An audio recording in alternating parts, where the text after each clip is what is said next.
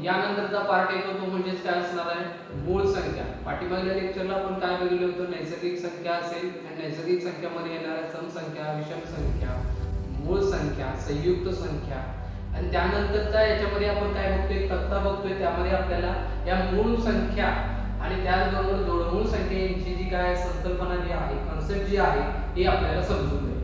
बरं, 1 ते 100 मधील एकूण मूळ संख्या, ज्या एकूण मूळ संख्या आहेत त्या किती मिळतात आपल्याला, 25 या मिळतात. म्हणजे 1 ते 100 मधील जर आपण विचार केला तर कोणकोणत्या मूळ संख्या येतात या आपण तक्त्याद्वारे काय करतोय, त्याचं विश्लेषण करतोय. तर त्याच्यामध्ये बघा, वरती जो पहिला येतो तो म्हणजे नैसर्गिक संख्या आणि त्या नैसर्गिक संख्यामध्ये काय येणारी मूळ संख्या. म्हणजे आपण काय केलेले आहे, 10चे गट केलेले आहे. 1 ते 10, 11 ते 20, 21 ते 30, 31 ते 40, 41 ते 50 असे गट म्हणजे 10चे गट केलेले आहेत आणि त्या गटामध्ये येणाऱ्या ज्या एकूण ज्या काय आहेत मूळ संख्या ज्या आहेत त्यांचा आपण आता विचार करतोय. मग बघा या ठिकाणी मूळ संख्या कोणकोणत्या आहेत, 1 ते 10 मध्ये 2, 3, 5, 7 या एकूण आपल्याला पहिल्या गटामध्ये एकूण 4 या काय मिळतात, मूळ संख्या मिळतात. पहिल्या म्हणजे 1 ते 10 मध्ये एकूण मूळ संख्या किती आहेत, 4 आहेत. कोणकोणत्या, 2, 3, 5, 7. मग या ठिकाणी मी काय केले, 2 ला गोल केलेला आहे. ते 2 ला गोल करण्यापाठीमागचं कारण म्हणजे काय, 2 ही अशी एकमेव मूळ संख्या आहे की जी काय आहे, समसंख्या आहे. का आहे ती, समसंख्या. आणि बाकीच्या जर आपण बघितलं तर सगळ्या काय मिळतात आपल्याला, विषम मूळ संख्या मिळतात. 2 ही फक्त एकमेव अशी मूळ संख्या आहे जी काय असणार आहे, आपल्याला सम मिळणार आहे. मग या ठिकाणी काय बघितले परत, 3, 5, 7 या नंतर 11 ते 20. 11 ते 20 मध्ये बघा, 11, 13, 17 आणि 19. त्याबरोबर 21 ते 30 या गटामध्ये 23 आणि 29. त्याबरोबर 31 ते 40 या गटामध्ये 31 आणि 37. 41 ते 50 या गटामध्ये 41, 43 आणि 47 या संख्या मिळतात. या झाल्या 50 पर्यंतच्या. मग या ठिकाणी विचार केला, 4, 4 परत या 2 म्हणजे 10 झाल्या. 10 आणि 2 12, 12 आणि 3 15 या संख्या आपल्याला 1 ते 50 मध्ये मिळतात. पुढे 51 ते 60. मग 51 ते 60 मध्ये किती आहेत, 53, 59, 61 ते 70 मध्ये 61, 67 आहे. 71 ते 80 मध्ये किती मिळतात, 3 मिळतात. 71, 73 आणि 79. त्याबरोबर 81 ते 90 मध्ये किती आहे, 83 आणि 89 आहे. आणि 91 मध्ये फक्त आपल्याला एकच बघायला मिळते, ती म्हणजे कोणती आहे, 97. मग या ठिकाणी तुम्हाला या तक्त्याद्वारे सहज लक्षात येईल की कोणकोणत्या मूळ संख्या आहेत आणि प्रत्येक गटामध्ये आपल्याला त्या ठिकाणी संख्यावाईज आपल्याला काय करता येते, त्याचं विश्लेषण करता येते. म्हणजे 1 ते 10 मध्ये 4 आहे, 11 ते 20 मध्ये परत 4 आहे, 21 ते 30 मध्ये 2 आहे, 31 ते 40 मध्ये परत 2 आहे आणि 41 ते 50 मध्ये परत किती मिळतात, 3 मिळतात. त्याचबरोबर 51 ते 60 मध्ये 2 परत, 61 ते 70 मध्ये परत 2, त्यानंतर 71 ते 80 मध्ये परत 3 मिळतात, 81 ते 90 मध्ये परत किती मिळतात, 2 मिळतात आणि शेवटच्या गटात म्हणजे 91 ते 100 या गटामध्ये आपल्याला एकच आपल्याला काय मिळते, मूळ संख्या मिळते. म्हणजे अशा एकूण आपल्याला 25 मूळ संख्या मिळाल्या. आता 1 ते 100 मधील एकूण जोडमूळ किंवा जुळ्या मूळ संख्या. जुळ्या म्हणजे काय असणार आहे, अशा मूळ संख्या की ज्यांचा फरक किती मिळेल आपल्याला, 2 मिळेल. म्हणजे या ठिकाणी त्यांच्या संख्येच्या मध्ये 1 ही काय मिळेल, मूळ संख्या मिळेल. या ठिकाणी एकाला क्रमांक मूळ असेल किंवा संयुक्त असेल अशी काय मिळेल, संख्या मिळेल. त्या ठिकाणी आपल्याला काय म्हणता येतात, त्या जोडमूळ किंवा जुळ्या मूळ संख्या म्हणतात. मग या ठिकाणी बघा 3, 5 या दोघांचा फरक काढला तर बघा फरक म्हणजे लक्षात येतो, 5 मधून 3 वजा केलं राहिले 2, त्याचबरोबर 7 मधून 5 वजा केलं राहिले 2, 13 मधून 11 वजा केलं राहिले 2. म्हणजे या ठिकाणी आपल्याला काय मिळते, व्याख्या त्याची, ज्या दोन मूळ संख्यांचा या ठिकाणी फरक आपल्याला काय मिळेल, 2 मिळेल, अशा जोड मूळ संख्या किंवा जुळ्या मूळ संख्या असं म्हणतात. मग एकूण आपल्याला किती जोड मूळ संख्या मिळतात किंवा जुळ्या मूळ संख्या मिळतात, एकूण 8 जोड्या मिळतात. म्हणजे 3 व 5, 5 व 7, 11 आणि 13, 17 आणि 19, 29 आणि 31, 41, 43, 59, 61 आणि शेवटची जी आहे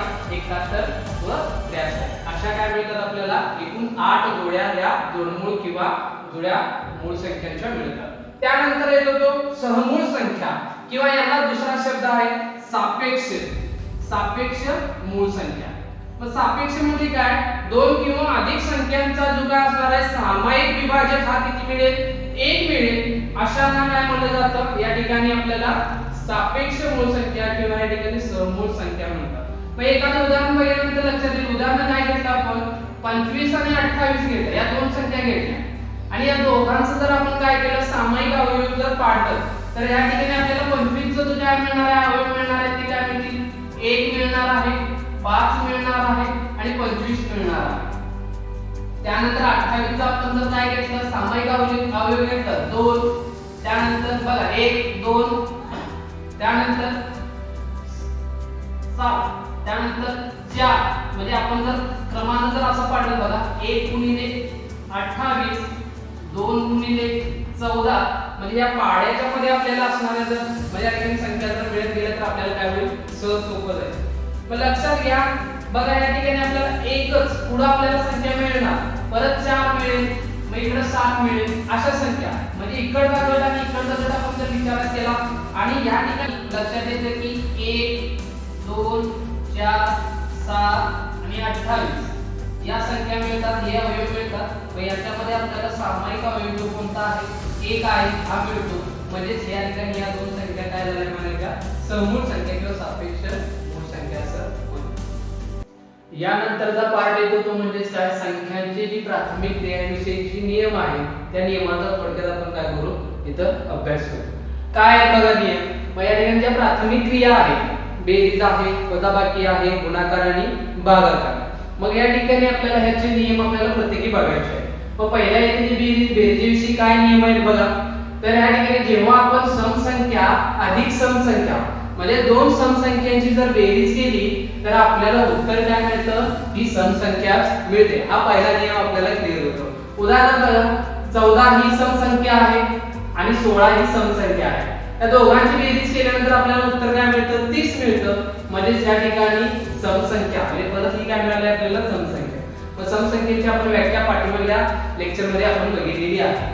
बघा परत 28 अधिक 60 जर केलं तर या ठिकाणी परत आपल्याला काय मिळते या ठिकाणी समसंख्या मिळते म्हणजे 88 या ठिकाणी काय झाली ही समसंख्या झाली। हा झाला पहिला नियम। दुसरा नियम काय बघा जेव्हा सम अधिक विषम संख्या आपण या दोन म्हणजे एक सम असेल आणि दुसरी विषम असेल किंवा याच्यामध्येच नियम दुसरा तयार होतो तो म्हणजे काय पहिली जर विषम असेल आणि दुसरी जर सम असेल तर या ठिकाणी आपल्याला येणारं उत्तर हे काय नेहमी मिळतं विषम संख्याच मिळतं। मग या ठिकाणी बघा पहिली सम संख्या घेतली मग या ठिकाणी 22 आणि दुसरी विषम संख्या 13 आणि या दोन संख्यांची बेरीज केली तर आपल्याला काय मिळालं 35 हे उत्तर मिळालं आणि 35 ही काय आहे विषम संख्या आहे। त्यानंतर येते 15 या ठिकाणी काय घेतले पण पहिली विषम संख्या घेतली आणि नंतर दुसरी ही काय घेतली सम संख्या घेतली आणि या दोघांची परत बेरीज केली तर 15 अधिक 40 बरोबर 55 उत्तर मिळालं तर ह्या ठिकाणी ही परत काय झाली म्हणायची विषम संख्या झाली।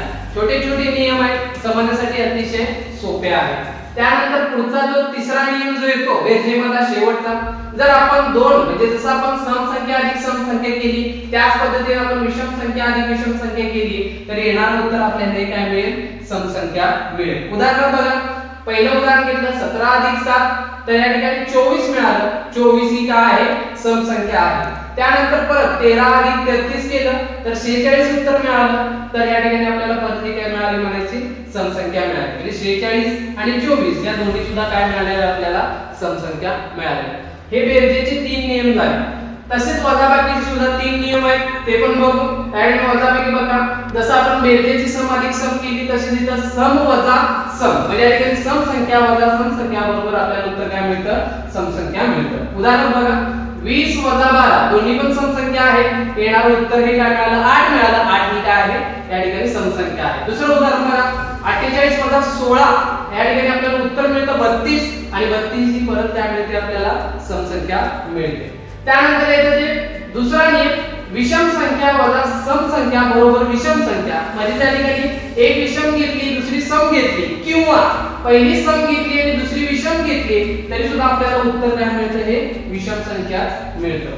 बघा या ठिकाणी पहिलं उदाहरण याच्या विषय म्हणजे पहिली विषम संख्या 13 घेतली आणि त्यातून 10 ही सम संख्या वजा केली तर आपल्याला उत्तर मिळालं 3 आणि 3 ही काय आहे विषम संख्या आहे। परत काय घेतली पहिली आपण सम संख्या घेतली त्यातून आपण विषम संख्या वजा केली म्हणजे 11 वजा केलं तर या ठिकाणी उत्तर किती मिळालं 7 मिळालं म्हणजे 18 वजा 11 बरोबर 7 7 ही काय झाली विषम संख्या झाली त्यानंतर येतो तो तिसरा नियम विषम संख्या वजा विषम संख्या बरोबर सम संख्या म्हणजे दोन विषम संख्यांची जर वजाबाकी केली तर उत्तर आपल्याला काय मिळतं सम संख्या मिळतं बघा पहिलं उदाहरण 43 वजा 19 बरोबर 24 म्हणजे 24 काय झाली ही सम संख्या झाली मग ह्या दोन काय आहेत तर या ठिकाणी विषम संख्या आहे बरं 87 वजा 45 हे दुसरं उदाहरण येणार त्यांची वजाबाकी किती मिळाली आपल्याला 42 मिळाली आणि 42 ही काय आहे सम संख्या आहे असे आपण काय बघितले वजाबाकीचे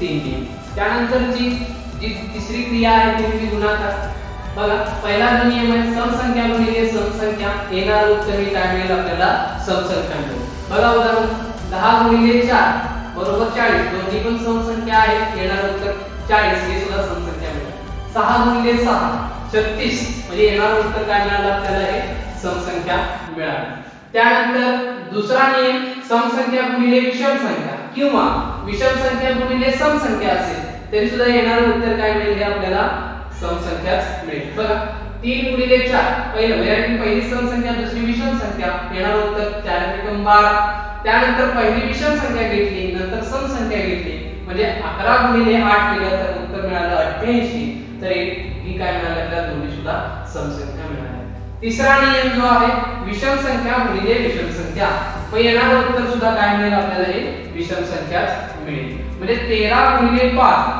तेरी 5 ची 65 म्हणजे या ठिकाणी 13 पंचे 65 जरी म्हणलं तर चालेल या ठिकाणी विषम संख्या मिळाली 3 गुणिले 17 किंवा 17 गुणिले 3 केले तर आपल्याला उत्तर काय मिळेल 51 मिळेल मग या ठिकाणी ह्या दोन्ही सुद्धा काय झाल्या विषम संख्या झाल्या त्यानंतर येतो तो कोणता पुढचा जी क्रिया आहे ती म्हणजे कोणती असणार आहे भागाकार मग भागाकार बघा या ठिकाणी काय लक्षात येतं सम संख्या भागिले सम संख्या तर येणार उत्तर हे काय मिळेल आपल्याला सम संख्या पण मिळेल आणि विषम संख्या सुद्धा मिळेल बघा या ठिकाणी 20 गुणिले भागिले 4 20 भागिले 4 केलं तर या ठिकाणी 4 नंतर 20 ला भागलं तर या ठिकाणी उत्तर आपल्याला 5 मिळालं तर 5 ही काय झाली म्हणायची विषम संख्या झाली 16 भागिले 4 दोन्ही सुद्धा सम आहे वरती सुद्धा सम आहे तर या ठिकाणी फरक लक्षात येतो ज्यावेळी 4 ला 16 ला भागलं उत्तर 4 मिळालं आणि 4 ही काय मिळते आपल्याला सम संख्या मिळते म्हणजेच या ठिकाणी ज्यावेळी एखाद्या सम संख्येला सम संख्येने भागलं उत्तर हे विषम संख्या सुद्धा येऊ शकतं आणि या ठिकाणी सम संख्येला परत एखाद्या सम संख्येने भागलं तर उत्तर हे